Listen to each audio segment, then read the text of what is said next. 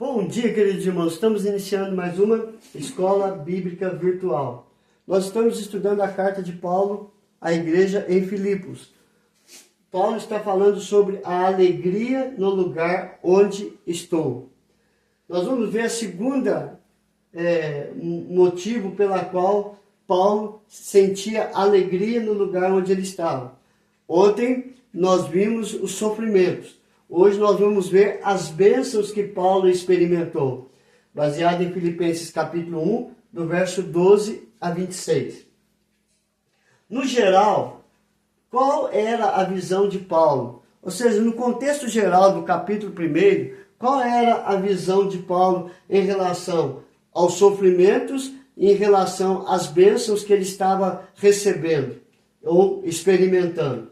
Então, no geral, nós podemos notar que Paulo tinha convicção da soberania de Deus. Deus estava no controle de toda a situação que estava envolvendo a sua vida, mesmo nas prisões. Era a vontade permissiva de Deus. Apesar de todo o sofrimento de estar acorrentado a 2 soldados, tudo estava contribuindo para o progresso do Evangelho. Então Paulo estava alegre. Por quê? Porque tudo estava no controle de Deus. Deus estava comandando toda a situação, abrindo as portas para que ele e o Evangelho fosse pregado. Filipenses capítulo 1, verso 12, mostra esta soberania de Deus. Quero ainda, irmãos, cientificar-vos de que as coisas que me aconteceram têm, antes, contribuído para o progresso do Evangelho. Então, ele estava consciente do que tudo estava acontecendo, era a permissão de Deus para o progresso do Evangelho. Quais bênçãos ele consegue enxergar então? Se ele está vendo que os sofrimentos, tudo cooperava para o progresso do Evangelho, quais as bênçãos que ele consegue enxergar e ele compartilha conosco? Primeiro, a guarda pretoriana, Filipenses 1, verso 13.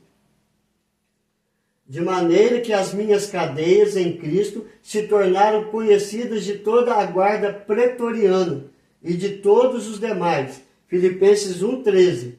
Ou seja, Paulo está mostrando para nós que 2 guardas ficavam acorrentados a ele em cada turno. Então, cada turno trocava-se os guardas que estavam acorrentados com Paulo. E eram 2. Então vamos supor, 3 turnos de 8 horas, 6 soldados por dia. Ele não perdeu a oportunidade de falar o Evangelho a eles. Então Paulo, a cada 2 soldados que estavam acorrentados com ele, Paulo aproveitava para falar a respeito de Cristo Jesus. Então, Cristo estava sendo conhecido pela guarda pretoriana. Através de quem? Através das cadeias de Paulo. Porque ele estava acorrentado a esses soldados. Então foi a primeira bênção que nós podemos ver. Paulo está contente porque Deus deu a oportunidade dele de pregar o Evangelho aos guardas. E isso para ele era uma bênção. Segundo, na igreja. Filipenses 1, de 4 a 5. Fazendo sempre com alegria súplicas por todos vós, em todas as minhas orações, pela vossa cooperação no Evangelho, desde o primeiro dia até agora.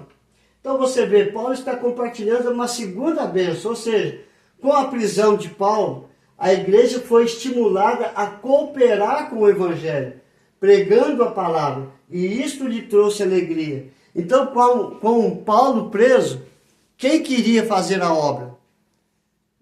A igreja. Então isso impulsionou a igreja também no progresso do Evangelho. Para isso, Paulo também vê uma segunda bênção, a oportunidade de outros falarem a respeito de Cristo Jesus, e não somente ele.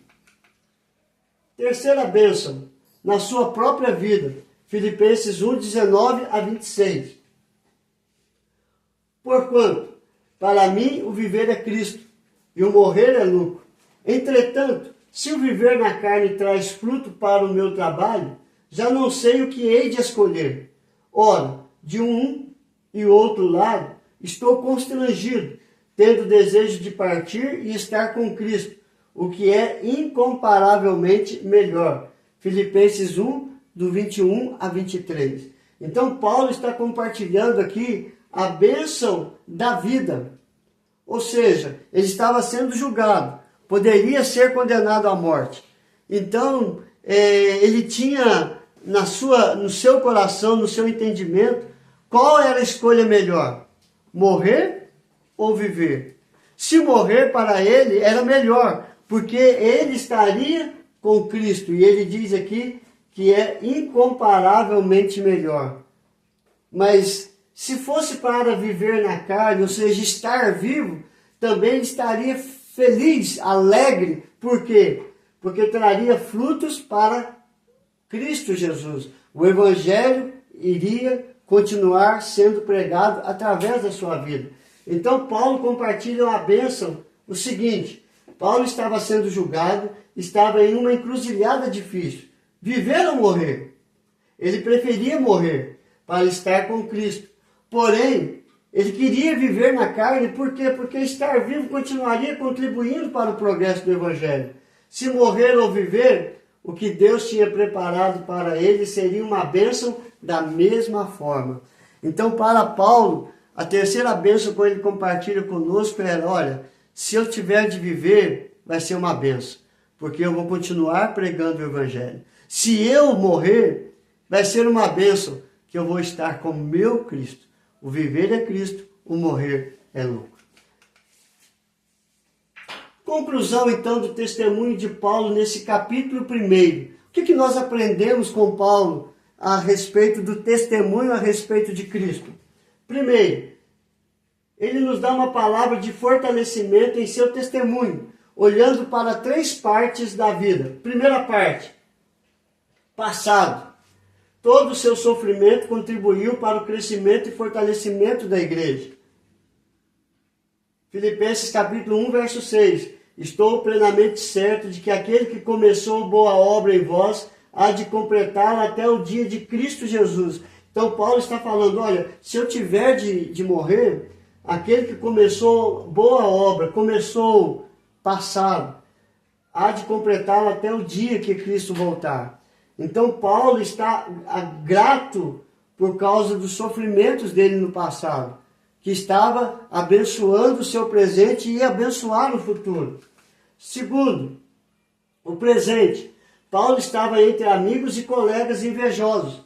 O que era importante para Paulo é que Deus muda os eventos para o progresso do Evangelho. O que eles achavam que estavam tomando o lugar de Paulo, para Paulo foi uma oportunidade do Evangelho ser pregado pelos seus amigos, por outras pessoas. E isso fica claro em Filipenses 1,6. Todavia, que importa, uma vez que Cristo de qualquer modo está sendo pregado, quer por pretexto, quer por verdade. Também com isto me regozijo. Sim, sempre me regozijarei. Paulo estava se alegrando com isso no presente. Ele preso, mas o Evangelho não estava preso. O Evangelho estava sendo pregado. E no futuro? Paulo não sabe o que o futuro tem para ele, mas sabia que Deus tinha o melhor para ele. Confiava seu futuro nas mãos de Deus para que Deus fosse glorificado, quer em sua vida ou em sua morte. Como diz o próprio texto de Filipenses capítulo 1, verso 20.